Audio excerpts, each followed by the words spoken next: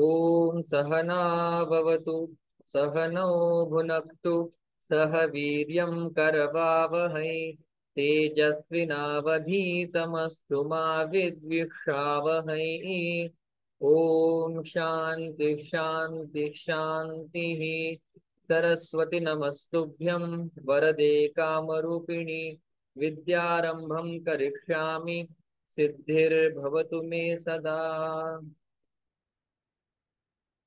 आपण सहावा पाठ मागे पाहिलेला आहे। सहाव्या पाठामध्ये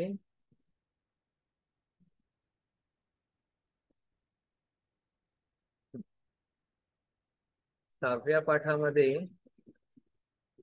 आपण राम हा शब्द पाहिला। राम शब्द 7 विभक्त्यांमध्ये आपण चालवलेला आहे।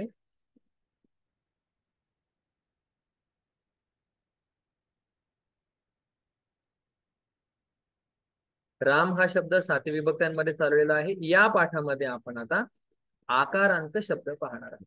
गंमत अशी आहे, आपल्याला एक जर अकारांत शब्द येत असेल, रामः रामौ रामाः, तर मी कुठलाही शब्द चालवू शकतो, हे आपल्याला लक्षात ठेवायचं।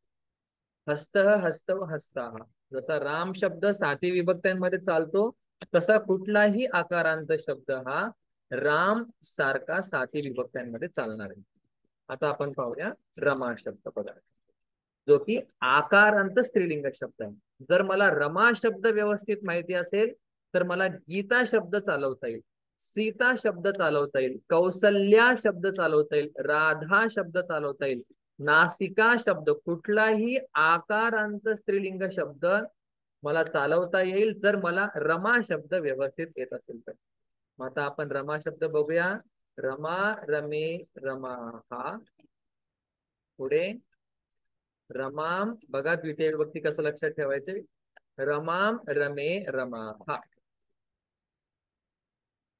पुढे बघा, इथे लक्षात ठेवायचे, शक्यतो या ठिकाणी चुका होतात, रमया नॉट रमाया, हे रमया आहे, या ठिकाणी लक्षात ठेवायचे। रमाभ्याम आणि रमाभिः, राम शब्दामध्ये रामही होतं, पण हा शब्द वेगळा असल्यामुळे या ठिकाणी रामही होणार नाही, रमाभिः होणार। रमाईही असं वेगळं काय होणार नाही, रमाभिः होणार। मग सीता काय होणार, सीताभिः। बघा, रमा शब्दाचा अर्थ आहे लक्ष्मी, विष्णूची पत्नी। रमाभ्याम, आता तृतीय विभक्ती जवळजवळ सगळ्यांची सारखीच आहे, त्याच्यामुळे चिंताच नाही। रमाभ्य हा शब्द सोपा आहे पाठ करायला, राम शब्द थोडासा अवघड आहे, पण हा शब्द मात्र सोपा आहे, रमाभ्य। बघा, पंचमी षष्ठी बहुवचन हे सारखंच असतं। बघा, रमायाः रमायाः सारखंच राहणार आहे, लक्षात ठेवायला सोपं आहे। आणि रमयोः, हे दोन ठिकाणी आपल्या चुका होण्याच्या शक्यता आहेत, त्याच्यामुळे मी याला वेगळ्या रंगाने मार्क करतो, रमयोः। बघा, रमाणाम, कारण की ण चा ण कधी होतो आपण पाहिलेला आहे। रमायाम, रमयोः रमयोः सारखं राहणार आहे, या ठिकाणी लक्ष द्या, रमायोः नाही आहे, रमयोः आणि रमासु, अतिशय महत्वाचं। हे रमे, बघा मी आपल्याला म्हटलं होतं संबोधनामध्ये प्रथमा विभक्ती द्विवचन बहुवचन हे मात्र सारखं। रमा रमे रमा हा, रमाम रमे रमा हा, पाठ करताना कसं करायचं आहे, रमा रमे रमा हा प्रथमा, रमाम रमे रमा हा द्वितीया, रमया रमाभ्याम रमाभिः तृतीया, रमायै रमाभ्याम रमाभ्यः चतुर्थी, रमायाः रमाभ्याम रमाभ्यः पंचमी, रमायाः रमयोः रमाणां षष्ठी, रमायां रमयोः रमासु सप्तमी। हे रमे हे रमे हे रमा, अशा प्रकारे आपल्याला हा रमा शब्द आता आपण 7 विभक्त्यांमध्ये पाहिलेला आहे। अर्थ मात्र बदलत नाही। बघा, रमा हा कर्ता आहे, याला कुठला सलाते सलानाते ने नीशे ऊन होन तून काही लागत नाही ताचीचे. पण द्वितीय विभक्तीला सलानाते सलाते सलानाते हे सगळं लागणार आहे. म्हणजे फक्त विभक्त्यांचे नाव चेंज होत आहेत. जसं रामम इथं रमाम झालं पण अर्थ मात्र सारखाच. म्हणजे रमाला किंवा रामाला अशा प्रकारे.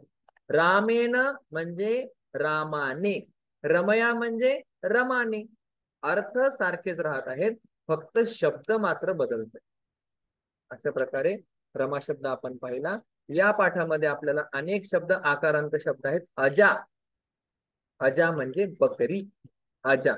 मग तो अजा शब्द कशाप्रमाणे चालणार आहे? रमाप्रमाणे, कारण की अजा आकारांत स्त्रीलिंग. मग आपल्याकडे कुठला शब्द आहे जो आपल्याला माहिती आहे आकारांत स्त्रीलिंग? रमा शब्द. अजा अजे अजा हा, अजाम अजे अजा हा, रमा शब्द करतो. पुढे वसुधा, वसुधा म्हणजे भूमी, अर्थ पूर्ण पृथ्वी, वसुधा. मग तो कसा चालेल? रमा रमे रमा हा, वसुधा वसुधे वसुधा हा. सप्तमी विभक्ती कशी होईल?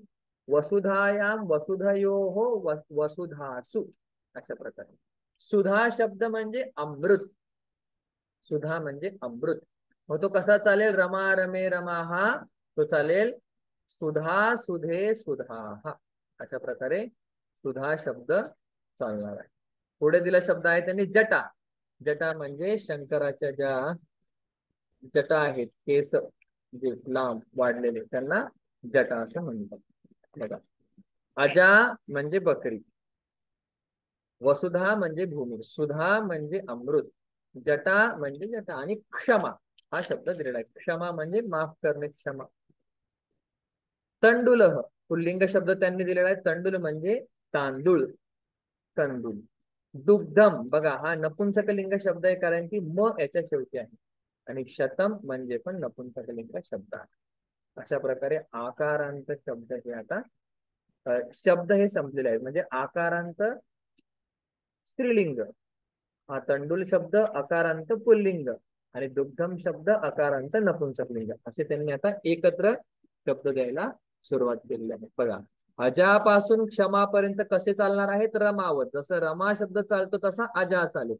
क्षमा शब्द जसा अजा चालतो तसा चालेल. तंडुल शब्द कसा चालणार आहे? रामवत, का तर तो पुल्लिंग आहे. आणि दुग्धम शब्द कसा चालणार आहे? वनम वने वनानी, वनम वने वनानी असा तो शब्द चालणार आहे. बघा, पुढे आपण जाऊया, धातू पाहूया. भ्रम, आपल्याला लक्षात धातू कसे ठेवायचे? भू भवती, पठ पठती, स्मृ स्मरती, घ्रा जिग्रती, पा पिबती असे आपल्याला धातू लक्षात ठेवायचे. का? जेव्हा आपण कर्मणी प्रयोग शिकणार आहेत त्यावेळी आपल्याला मूळ धातूंचा अत्यंत अत्यंत उपयोग होतो. मूळ धातूशिवाय आपण कर्मणी प्रयोग पॅसिव्ह व्हॉइस करू शकत नाही. म्हणून धातू लक्षात ठेवत असतानाच भ्रम भ्रमती, रुह रोहती, त्यज त्यजती, वस वसती अशा प्रकारे आपल्याला लक्षात ठेवायचे. बघा, आता मी अर्थ सांगतो, धातू आपण त्यांचं उत्तर करूया. भ्रम भ्रमती म्हणजे फिरणे असं म्हणू शकतो. वसुधा भ्रमती म्हणजे पृथ्वी फिरते. रुह, रुह चा अर्थ आहे एक अर्थ आहे चढणा, म्हणजे वर चढणे, क्लाइंब. जसं अजा आरोहती, काय त्याचा एक अर्थ आहे चढणा, चढणं. किंवा दुसरा अर्थ आहे उगणे. जसं तंडुलह, तंडुल कधी उगत नाही, पण तंडुलह आरोहत रुह रोहती, रुहच रोह का होतं हे जेव्हा आपण संधी नियम शिकू त्यावेळी आपण पाहणार आहे. भ्रमती फिरणे, रुह आरोहती चढणे, रोहती उगणे, त्यजत त्यजती चा अर्थ आहे सोडणे. रामः सुधाम त्यजती, राम अमृतास सोडतो, अमृताचा त्याग करतो. वस वसती म्हणजे राहणे. अजा वसुधायाम वसती म्हणजे बकरी पृथ्वीवर राहते, सप्तमी विभक्ती केली. जसं रमा रमायाम म्हणजे रमावर, आणि वसुधा वसुधायाम. बघा नी च नयती होतं, नी नयती. आता जे धातू थोडेसे अवघड आहेत ते मी आपल्या पुढे इथे लिहितो. मग आपण पुढे विचार करूया. बघा नी आतापर्यंत जे सरळ सरळ धातू आहेत त्यांना काही लिहायची गरज नाही. बघा रूह, रूहचं काय होतं? रूह,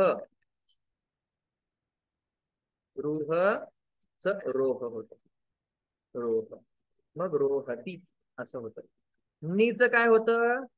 नयती. एका क्लासमध्ये मी सांगेल हे नीच नयती कसं होतं. पुढे बघा रु, रुच काय होतं? हरती. ते का होतं? फक्त एक संधी नियम आहे जो आपल्याला समजला की आपल्याला हे येऊन जाईल. वह वहती होतं, त्याचं काही लिहायची गरज नाही. नी नयती म्हणजे घेऊन जाणे, घेऊन जाणे.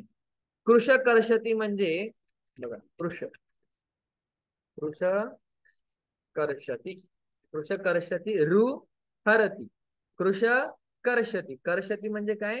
नांगरणे किंवा ओढणे, दोन अर्थ आहेत. कर्षती म्हणजे नांगरणे किंवा ओढणे. कृष्ण शब्द हा कृश या धातूपासून झालेला आहे, जो स्वतःकडे आपल्याला ओढतो त्याला कृष्ण म्हणतात. कर्षती इति कृष्ण, जो ओढतो आपल्याकडे त्याला कृष्ण म्हणतात. किंवा जो आपलं हृदयरूपी शेत नांगरतो त्याला कृष्ण असं म्हणतात. कृष कर्षती. पुढे आहे आता हे एवढे सोपे सोपे धातू आहेत.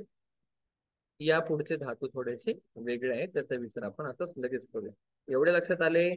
भ्रमती म्हणजे फिरणे, रुहती म्हणजे चढणे किंवा उडणे, त्यजती म्हणजे सोडणे, वसवसती म्हणजे राहणे, नी नयती म्हणजे घेऊन जाणे, रुहरती म्हणजे थोडक्यात चोरणे किंवा घेऊन जाणे असा पण अर्थ होतो. जसं कृष्ण नवनीतम हरती, कृष्ण नवनीत चोरतो किंवा घेऊन जातो. हरण करणे, घेऊन जाणे. कृष्ण हा दुःखम हरती, कृष्ण दुःखाचं हरण करतो म्हणजे घेऊन टाकतो आपल्यापासून, हरण करणे. कृश कर्षती म्हणजे ओढणे किंवा नांगरणे, आणि वह वहती म्हणजे वाहून नेणे. जसं आपण डोक्यावरती काहीतरी भार घेऊन जातो त्याला वह वहती असं म्हणतात. तो सोपा असल्यामुळे या ठिकाणी लिहित नाही. आता आपण एक विषय समजून करू. तर रमा शब्द आपण पाहिला आणि काही धातू आपण लक्षात ठेवले. लक्षात ठेवताना कसे ठेवणार आहोत? रुहरोहती, नीनयती, रुहरती. याचे उपयोग आपल्याला कर्मणी प्रयोग करताना होणार आहे. आता काही धातू असे आहेत त्यांना आपण एक किंवा सकर्मक धातू म्हणू. सकर्मक धातू म्हणजे काय? त्या धातूंबरोबर कर्म होऊ शकते. जसं पश्यती हा धातू आहे, पाहतो किंवा पाहणे. मग या पश्यती बरोबर कर्म होऊ शकतं. म्हणजे राम सीतेस पाहतो, मग सीता काय झालं? कर्म झालं. म्हणजे काय? पश्यती हा धातू सकर्मक आहे, म्हणजे त्या धातू बरोबर कर्म होऊ शकतं.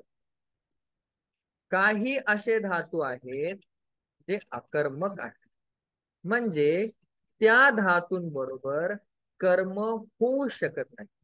उदाहरणार्थ हसत. अकर्मक धातूंची वेगळी लिस्ट आहे. सध्या आपल्याला सकर्मक अकर्मक हे काय एवढं कळालं, भरपूर आहे. त्या धातूंची लिस्ट नंतर दिली जाईल. लक्षात काय ठेवायचंय? सकर्मक म्हणजे कर्मेण सहितम, अकर्मक म्हणजे न कर्म इति अकर्मक.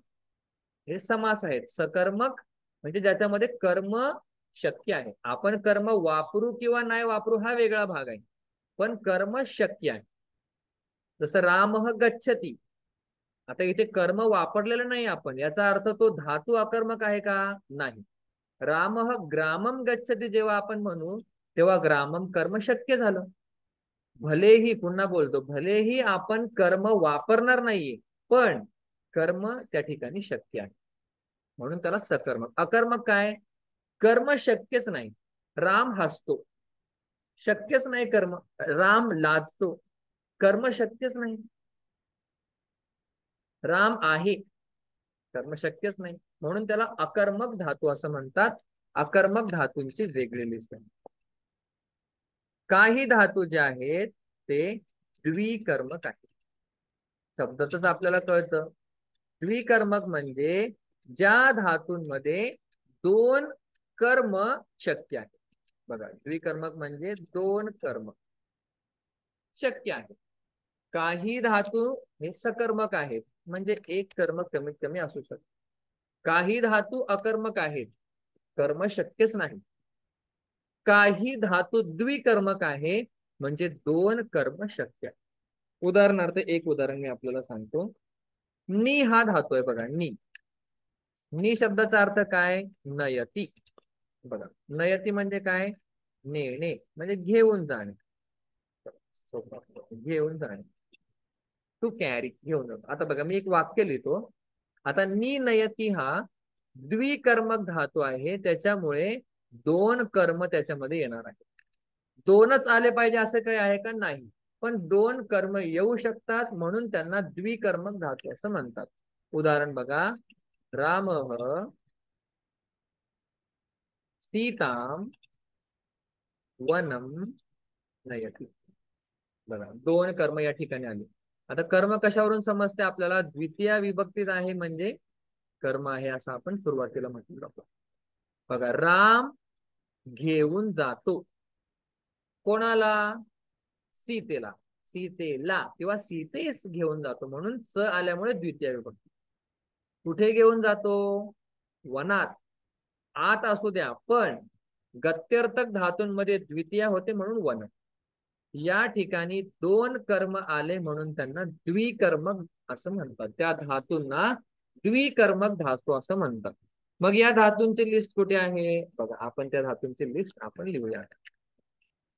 म्हणजे द्विकर्मक धातू कुठले कुठले आहेत त्यांची लिस्ट आता आपण करत आहोत. दुह हा धातू आहे. दुहच होतं दोघी, म्हणजे काय बोलतात त्याला? घुसळणे. अर्थ काय आहे? घुसळणे. घुसळणे, दुह दोघी, घुसळणे. दोन कर्म याच्यामध्ये शक्य आहेत. पुढे धातू आहे याच. याचचं काय होतं?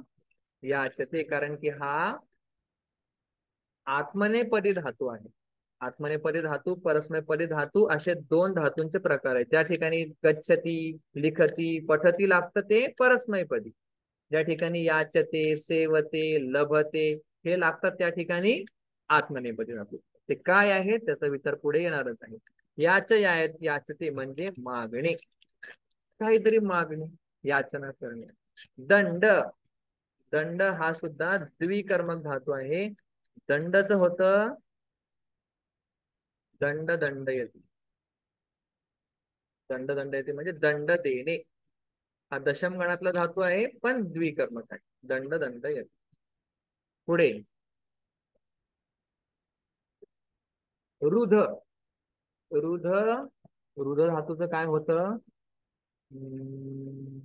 ऋणधी. रुध धातूचं ऋणधी असं होतं, म्हणजे थांबवणे. थोडस लक्षात नाही बरं हे, पण नाही चुकणार शक्यतो. रुध ऋणधी. आजचा दिवस दिवस आहे. रुध ऋणधी म्हणजे काय? थांबवणे. तसं राम, जाऊ द्या वाक्य, ऋणधी थांबवणे. विंडोज ऋणधी, रुध ऋणधी म्हणजे थांबवणे, रोखना. पुढे आहे प्रच, पृच्छती. बघा, शिक्षक छात्रम प्रश्नम पृच्छति, म्हणजे शिक्षक प्रश्न विचारतो. रुध म्हणजे रोखणे, काय होतं त्याचं? ऋणधी.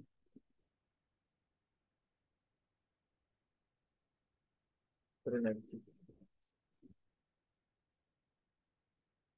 ऋणची म्हणजे थांबवणे.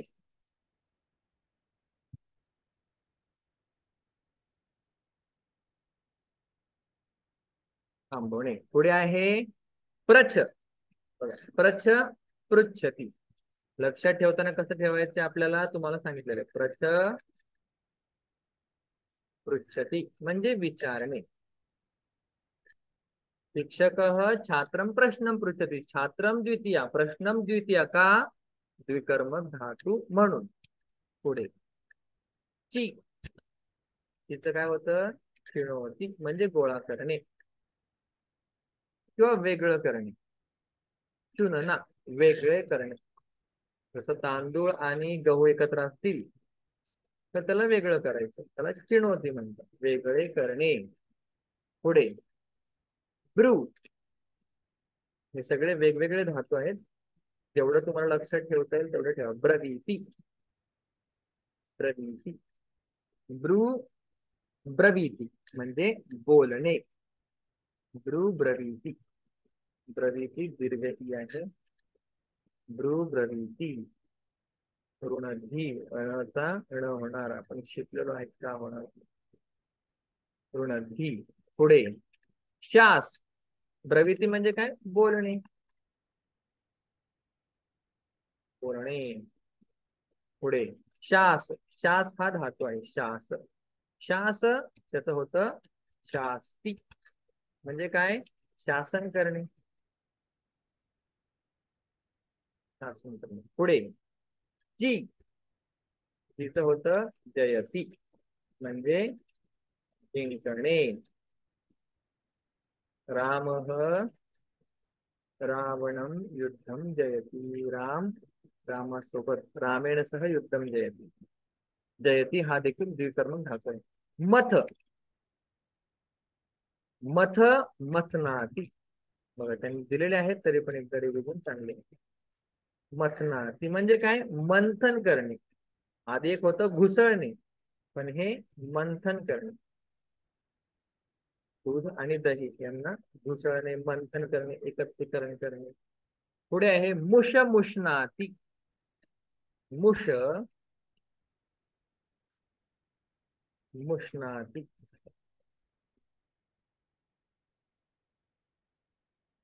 मुष्णाती म्हणजे काय चोरणे.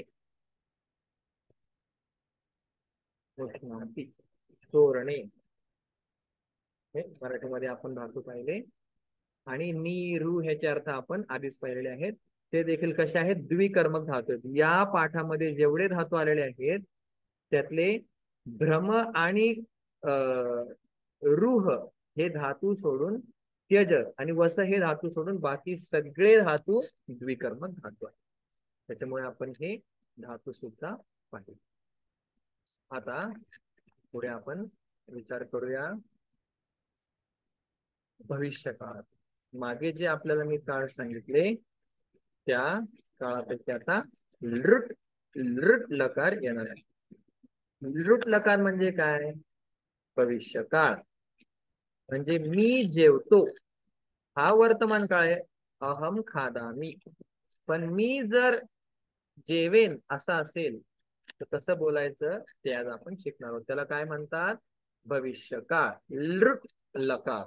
बघा भविष्य काळ अगदी सोपा आहे. त्याआधी एक छोटासा नियम आपल्याला लक्षात घ्यावा लागणार आहे भविष्य काळाचा. बघा आपण राम हा शब्द ज्यावेळी पाहिला, राम हा शब्द आपण ज्यावेळी पाहिला त्यावेळी आपण रामेषु असं म्हणालो बरोबर. हे रामे रामयोः रामेषु. पण ज्यावेळी आपण हे बघा रामेषु आपण म्हणालो पण ज्यावेळी आपण रमा शब्द पाहिला त्यावेळी रमासु म्हणालो. राम म्हणत असताना रामेषु, रमा म्हणत असताना रमासु.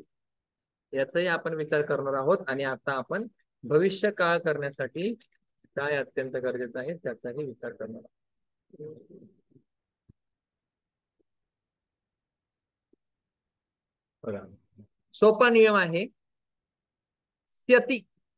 बघा, भव भवती काय होतं, त्या डिजिटल वर्ल्ड मध्ये आपण प्रगती तर केलेली आहे, पण काही गोष्टी या आपल्या हाती नाही. तर आता मी एक धातू आपल्याला दाखवतो, पठ.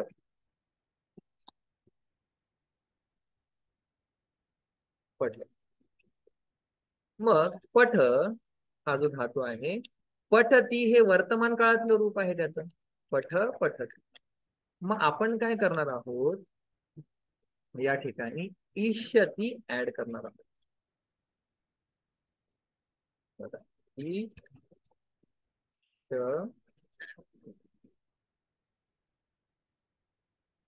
खर तर आपण क्षतीच ऍड करतो. जेव्हा आपण वर्तमान काळाचं भविष्य काळात रूपांतरण करतो, त्यावेळी खर तर आपण स्यतीच ऍड करत असतो. पण त्या स चा कधी कधी क्ष होतो. तो कधी होतो आपण लक्षात घेऊया. जसं मी आता उदाहरण सांगितलं, रमा शब्दामध्ये रमासू होतं, इथे लिहितो बघा. रमा शब्दामध्ये रमासू होतं. आपण दोन्ही आपल्या लक्षात घ्यायचे एका वेळी. बघा, रामे शू होत आणि या ठिकाणी रमासू होत. हे का सांगत आहे, कारण की आपण स्यती ऍड करणार आहे, पण त्या स्यती जेव्हा आपण मिळवतो भविष्य काळ बनवण्यासाठी, त्यावेळी स चा क्ष होतो. मग स चा श कधी होतो, तो थोडासा नियम आहे, तो आपण लक्षात घेऊया. बघा, ज्यावेळी नियम, बघा नियम कुठला आहे, स चा श कधी होतो त्याबद्दलचा नियम आहे. हा नियम पुस्तकात नाही, पण आपण सांगत आहे. कधी होतो, ज्यावेळी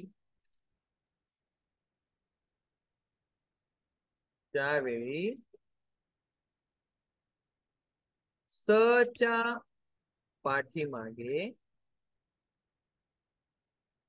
अ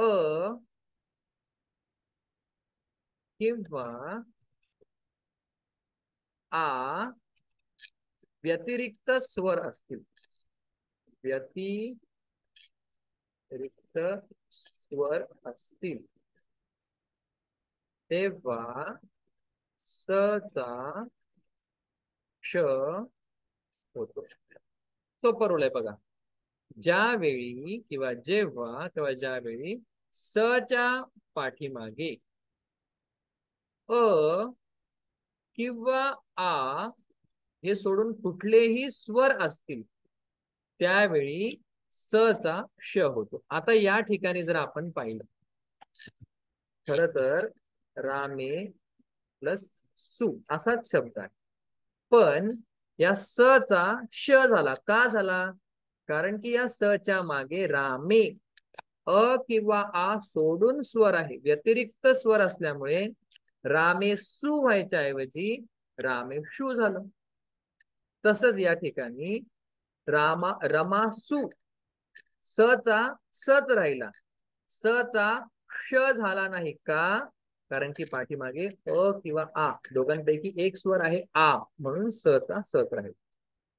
याच ठिकाणी जर हरी शब्द आला तर स होईल का श होईल, श होणार, कारण की स च्या पाठीमागे ई हा स्वर आहे. हाच एवढा नियम. आता लक्षात घेऊ, इकडं या बघा. खरं तर आपण स्यतीच ऍड करतो, पण या परस्मय पदामध्ये थोडस किचकटच आहे, पण आपण सोपं करूया, होईल तेवढं. ई आपण ऍड करतो, तो ई ऍड केल्यामुळे स चा क्ष होऊन जातो. मग आता बाकी चालत असताना हा पुल्लिंगासारखाच चालतो, वर्तमान काळासारखाच चालतो, म्हणजे पठती पठत पठंती असाच चालतो, पण इश लागून तो चालतो. मग आता बघा, बघा, पठ आणि ज्यावेळी मी इश ऍड करणार आहे, त्यावेळी काय होणार आहे, पठी क्षती. एवढंच भूतकाळ आहे, अगदी भविष्यकाळ आहे, अगदी सोपा. पठ त्याला आपण इष्यती ऍड करणार आहोत. खर तर स्यती, पण ई ऍड केल्यामुळे स चा झाला क्ष, कारण की स च्या पूर्वी अ किंवा आ सोडून कुठलाही जर स्वर असेल तर स चा श होतो. मग आता हा चालणार कसा आहे? अगदी सोपा. ज्याप्रमाणे आपण पठती पठत पठंती चालवतो त्याप्रमाणे हा चालणार आहे. बघा, पठती पठिष्यती पठिष्यतः पठिष्यन्ति. जसा पठती पठतः पठन्तः अंती, त्याचप्रमाणे फक्त इष्यती लागून हा चालणार आहे. पठिष्यन्ति सोपा आहे. पठती बनेल पठिष्यती पठिष्यतः पठिष्यन्ति. मग कसं चालेल पुढे तो? फक्त ती तह अंती जसं आपण आधी बदललं होतं वर्तमान काळामध्ये, तसंच आपण या ठिकाणी बदलणार आहे. बघा, सोपं आहे. तर आता पठिष्यसी जसं पठसी होतं तसं होतं. काहीच नाही, वर्तमान काळासारखाच हा चालतो, फक्त इष्यती लागतं. एवढं आपल्याला पाठ झालं पाहिजे. वर्तमान काळासारखाच चालतो, फक्त त्याला इष्यती लागतं.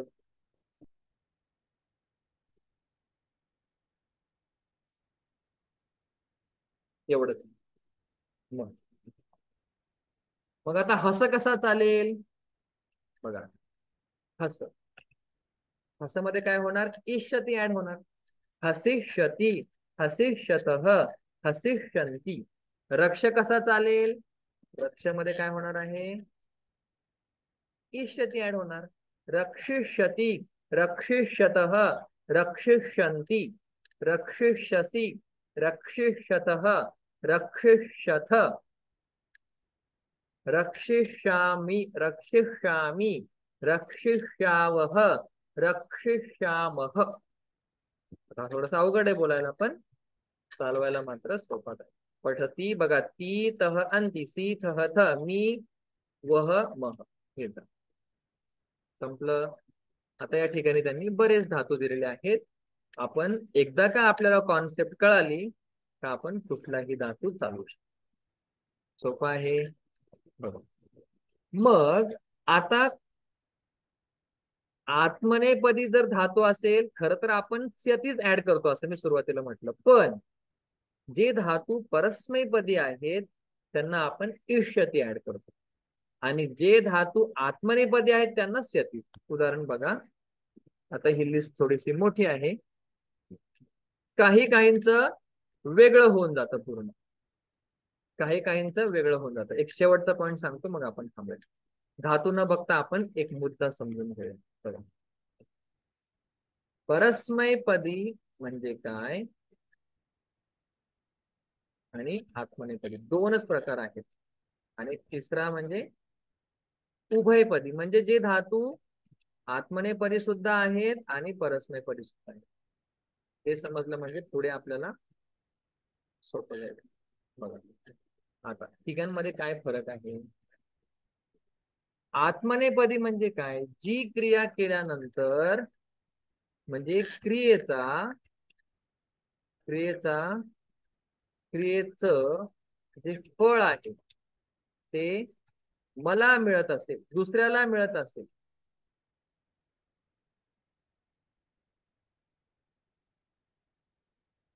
क्रियेचं फळ दुसऱ्याला मिळत असेल तर तो धातू परस्मैपदी असतो. आणि क्रियेचं फळ जर मला मिळत असेल, एक उदाहरण सांगून विषय संपूया. जर क्रियेचं फळ मलाच मिळत असेल स्वतःला, बघा सोपा फरक आहे, तर त्याला आत्मनेपदी म्हणतात. म्हणजे काय? समजा मी जेवण बनवते, जेवण बनवणे ही क्रिया आहे, पण ते जेवण कोण खाणार आहेत? दुसरे लोक खाणार आहेत. म्हणजे केलेल्या क्रियेचं फळ दुसऱ्यांना जातं, त्यावेळी आपण परस्मै पद वापरणार. आणि समजा मी जेवण बनवलं आणि मीच खाणार आहे, त्याला त्यावेळी आपण आत्मनेपदी धातू वापरणार आहे. अशा प्रकारे परस्मै आणि आत्मनेपदी हा फरक आहे. सध्या संस्कृत मध्ये हा फरक बोलताना वापरला जात नाही, ते एकच धातू वापरला. आणि उभयपदी म्हणजे काय? ज्यावेळी धातू दोन्ही पदांमध्ये चालेल का? तो परस्मैपदी पण चालेल आणि आत्मनेपदी पण चालेल. उदाहरणार्थ, दशम गणातील जेवढे धातू आहेत, दशम गणातील जेवढे धातू आहेत ते कसे आहेत? परस्मै आणि उभय आत्मने असे दोन्ही पदी आहेत. मग परस्मैपदी म्हणजे काय, आत्मनेपदी उभयपदी म्हणजे काय? जे दोन्ही आहेत, परस्मैपदी सुद्धा आहेत आणि उभयपदी सुद्धा आहेत. असे कुठले आहेत? दशम गणातील सगळे धातू कसे आहेत? उभयपदी आहेत. तर या ठिकाणी हा विचार पाहिला. आता स्यती कधी कसं वापरतात आत्मनेपदामध्ये, त्याचे काही धातू आहेत ते पाहिल्यानंतर हा 7वा अध्याय पूर्ण होईल. 7वा अभ्यास पूर्ण होईल. या ठिकाणी थांबूया. ओम पूर्णमदः पूर्णमिदं पूर्णात् पूर्णमुदच्यते पूर्णस्य पूर्णमादाय पूर्णमेवावशिष्यते.